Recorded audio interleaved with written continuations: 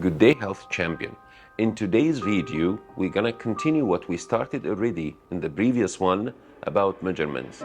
In today's video, we will say something about the mass, how to measure the mass, and also how to measure the length. And once when you know the mass and the length, so you can find exactly the volume using the length of each dimension for the body, then you will be applicable to find the density of that body. So depending on that, we will start to continue our measurements for the length and time and temperature and mass, right? Please stay in. As you see in my background, we have here the basic quantities, and we already covered that in the previous video, and it was mass from the basic quantities, length, time, temperature, current, the amount of matter. And we said, the mass, the measuring unit for the mass is kilograms. Remember that, you were requested to know the mass should be measured in pounds. So I'm going to use that word here, the mass measured using pounds, not spring scale. It's according to the syllabus, so using pounds, and the unit, it could be in kg when it comes to SI or the international system or Système International. And mainly here in the questions, we could have two main types of balances. The first type, what we called it 2 pound balance, and the other one 1 pound balance. So imagine we have 1 pound balance here, so this is how it looks like mainly. And also we have 2 pound balance like this balance. To be honest, the first one here, it depends on the gravity. So I could write that as a note here, the first type of balances, which is 1 pound balance, depending on the gravity. So I'm gonna write that as a note here, it depends on the gravity. But the second one, depending on comparing between two different masses, one of them known as and the other is unknown. So I'm going to write here, this is depending on comparing between two masses, one of them known and the other is unknown. So if the gravity changed for any reason, like many questions they ask you, if we travel to the moon, which balance could we use? The right answer is the second type, if we consider this is the second type and this is the first one. So I could say the second type of balance could be used on the moon because it depends on comparison between two masses, one of them known and the other is unknown. But the first type, it depends on the gravity, and for sure the gravity on the moon will be different than the gravity on Earth. So it could be recalibrated, or it needs to be recalibrated. That was for the mass. And remember that the measuring unit is in kg or kilograms. And also we studied last time how to use prefixes to change between the units or the different units of masses. For the length, we're supposed to use micrometer and ruler or measuring tape or something related to the same meaning here. But when it comes to ruler, imagine if we have around length, it's more than 25 millimeter up to around 100 centimeter, we could use a ruler for that. But when it comes to measuring tape, if it was longer, so I'm going to write here, this is for longer distance or longer length. But when it comes to a micrometer itself, the micrometer it's highly accurate, but the maximum length could be measured by micrometer is only 2.5 centimeter or 25 millimeter. In that case, that's why I'm going to draw the micrometer in front of you right now so we can know exactly how it works. But remember, the figure of micrometer and how it works, this is only for O level, it's not for IGCSE, right? That's why I wrote this note here in front of you on the screen. So let's get in. Micrometer, we have two scales. The first one is the main scale. Let me draw it like. Then we have scale coming out.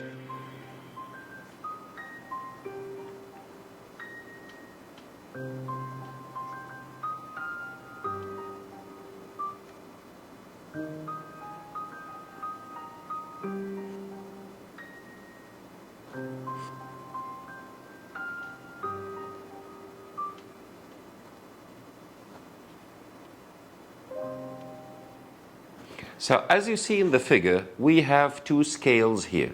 The first one at the right, it's called rotating scale. This is the rotating one.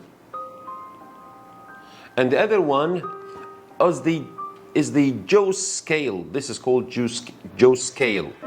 That's why, because we have two Joes here, so I'm gonna put my object here, so in order to measure it. For example, I need to measure the diameter of that circle, so that's why I'm gonna enhance the circle over here. Right? This is how it works. The idea is how to take the reading here. For the rotating scale, keep in mind that it's gonna be start from 0 to 50. This is in millimeter. You're gonna 0 up to 25 millimeter. Oops. This is not millimeter, this is just parts out of millimeter. So I'm gonna say something here. This is 1/10 of millimeter. So each part from 0 to 50, it's 1/10 part of millimeter. And the main scale, or the Joe scale, it has a scale from 0 to 25, and this is clearly in millimeter. You can read it. I'm just gonna give you an example. Like the reading here is 0, as you see. Then here we have 1. Then this is 2. Then 3, 4, and here we have 5, and here we have 6. That was 7, and this is 8, and this is 9. And remember, it's up to 25, so we still have some readings inside. By rotating the rotating scale, gonna appear in front of you. And the dashes down, it gives you parts out of 1. Like here, this is 0.5. The reading here will be 1.5. The reading there will be 2.5, and so on, right? And you need to take the two readings, then add them together in order to know exactly what's the distance between the two Joes up here. So I'm gonna do that. Like if the reading here is from 0 to 50, let's say, for example, it's here 30, and this is 35, and that one is 40, and so on, as you see. So according to that, you need to take a lock between, in this area, exactly here, the blue, the black line. I can see the reading up to, as I can see here, the reading up to 9.5 on the Joe scale. So it's 9.5. I'm gonna write that down here. It's 9.5. And remember that the measuring unit is millimeter plus these parts 1/10 of millimeter. So I'm gonna write here, it's gonna divide the millimeter into around 100 parts. So I'm gonna write here, this is 1/100. This is 1/100 millimeter for each division. Then you need to take the reading. Imagine, the reading that I have here is 35.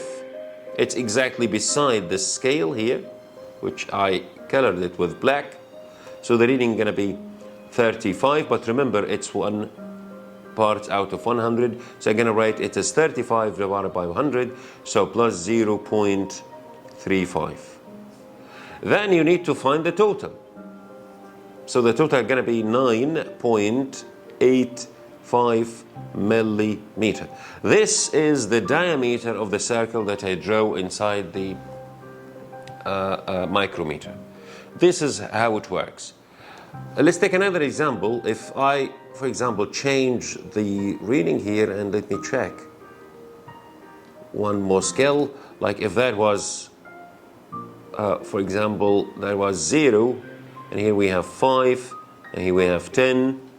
So the reading, for example, is 5 or maybe 6 or maybe 7, but you need to take a lock for this black line, which is here.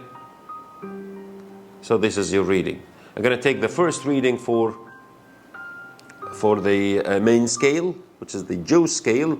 It's still 9.5. I didn't change it. It's 9.5 millimeter. Plus the new reading here in the new scale, it's 5. But remember, you know, this 5, it's parts out of 100. So I'm going to write it as 0.05 millimeter. Once when you add them, I'm going to give you 9.55 millimeter. This is how the micrometer works. This is when it comes to the micrometer itself, right?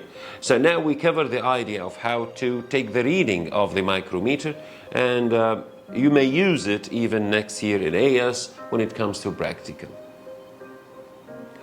That was about micrometer. Ruler, we said some rules about ruler. You need to measure the length, if you need to measure the length in ruler, so you need to take the final minus initial. Measuring tape, this is for longer distance, and micrometer, we just finished it. In the next part of our class today, we're going to say something about time. Remember, we're going to measure the time using the stopwatch. So I will not take that much long in the reading of the stopwatch, but remember, you know, in any stopwatch, we will back to that in past papers. The time is written, for example, it's 0, 2 dots, and here we have 0 again, then 3. Then in sometimes in some stopwatches we have some numbers down. I'm gonna write it like it's 54, right? Remember, you know, that number, it gives you the minutes,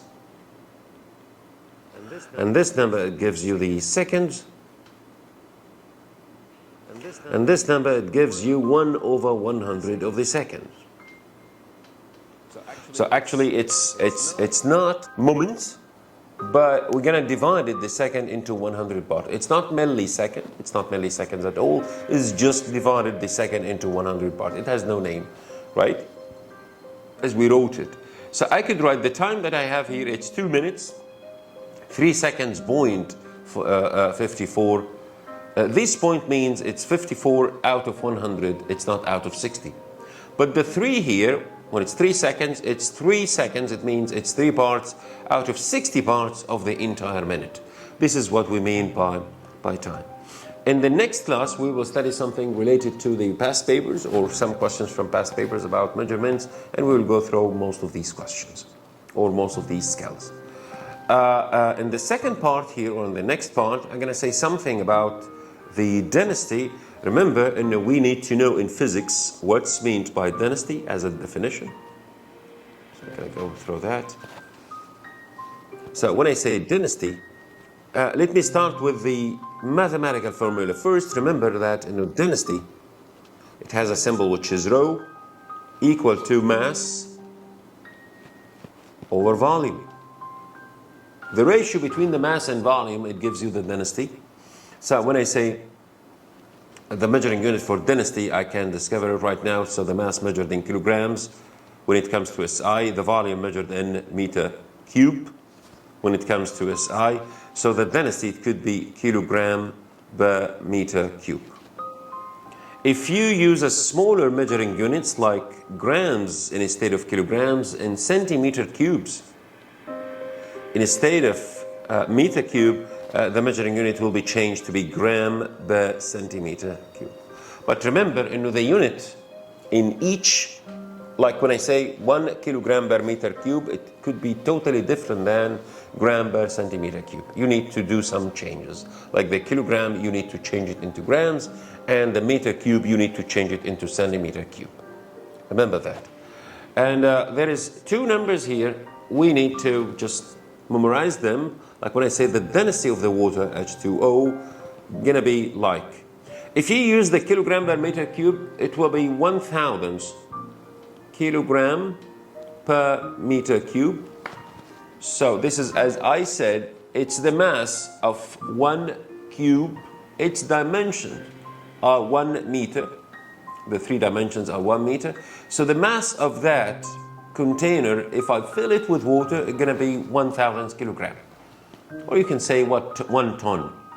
But if you change the measuring units to be gram per centimeter cube, so I'm going to write that down again, the density of water, H2O, it will be only 1.0 gram per centimeter cube.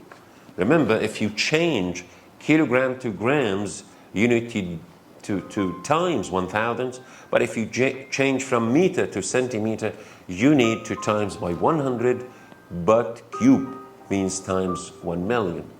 So if you do so, you will find that it could be changed from 1,000 kilogram per meter cube. It could be exactly equal to 1 gram for each centimeter cube. This is how to change between the measuring units. Now back to the definition. Before we start the definition here, I have one piece of scale I want to tell you about.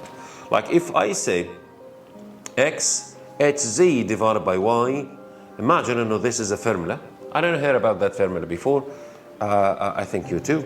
I just write it. If I am asking you what's meant by x, you could say freely it is z under one condition, if y equal 1.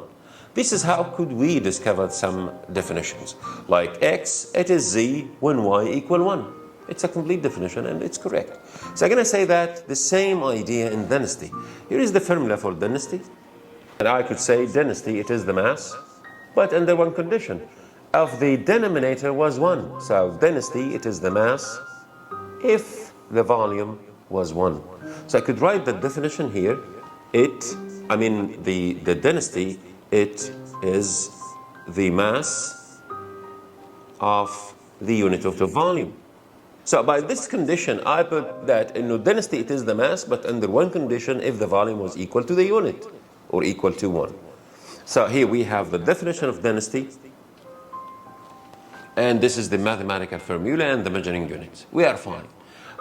But how to measure the density? In order to know the density, you need to know the mass, and we know how to measure the mass using balance, as we mentioned before. The volume itself, it depends on the body itself. So we have many skills here, we need to go through it. Like, if we have some liquids, so let's write how to find the volume of liquids, for example. So I'm going to say here, the volume of liquids, we're going to use a graduated cylinder. The graduated cylinder is going to give you exactly the volume directly. So please take a look for the figure. If that was a graduated cylinder, it's exactly as a ruler here. There is a scale here. It exactly looks like a ruler. And for any graduated cylinder, there is a measuring unit. It could be mentioned somewhere. And sometimes they put it here and down, and sometimes they put the measuring unit for that up. But remember that if I write centimeter cube, this is the measuring unit, or milliliter, they are the same. Milliliter or centimeter cube, they are exactly the same. And this is the measuring unit for volume when it comes to liquids. The amount of liquid inside the graduated cylinder may be to that level, right? And if you take a closer look, you need to look through that line of sight. So this is the right position for your eye when it comes to find the volume, right? But to take a look through this direction, this is a mistake, or through that direction, this is also wrong. This is the only position that you could put your eye when it comes to do measurements for the volume of the liquid inside the graduated cylinder.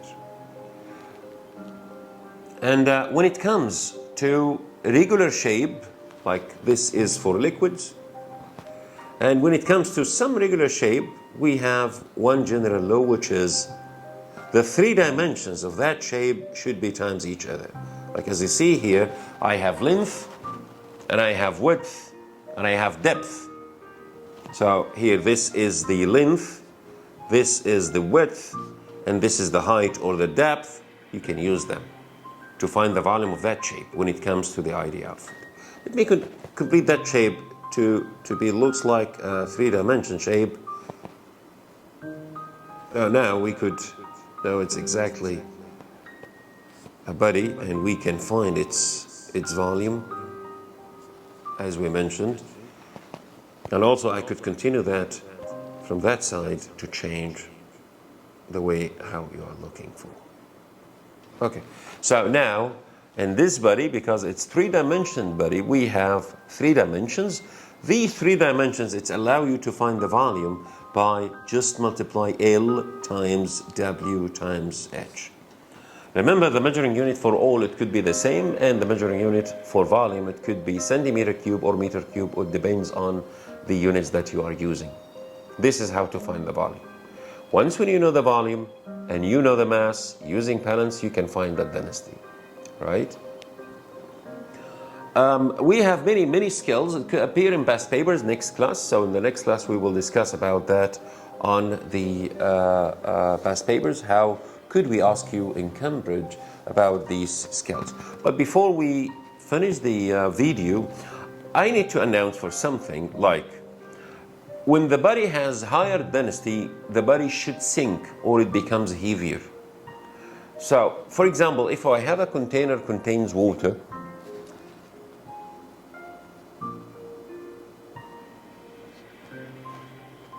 here is the level of the water in the container, and I have 3 objects. One of them, when I throw the 3 objects inside the container, I found that in one of these objects appear here. Let's say this is object 1, and another object stays there. It looks suspended in the water itself. This is B. And the third body, it's just here, which is C. I could say that if that was water inside the container, if we have just H2O or water, I could say that clearly, the density of A comparing by the density of H2O, it could be bigger than or smaller or equal. The same for the density of B, the same for the density of C if I compare it with the density of water. Clearly, because A is at the top of the water itself, it cannot sink. Even if you try to put it down using your force, it will jump up again. So this is the idea of, because it has less density of water, so that's why it could be fluid over water. And the density of B, it's exactly equal to the density of the water. That's why B could be suspended in the water itself, so I could say approximately equal. But the density of C here, it's much bigger than the density of water. That's why the body will sink. So remember that density, it does not depend on mass. It does not depend on the volume. It does not depend on each one of them separately. It depends on the ratio between mass and volume. Dear students, in the next class, we will solve together a little classified about measurements. So please, if you didn't see the previous video about measurements, please see it right now. See you next class. Bye.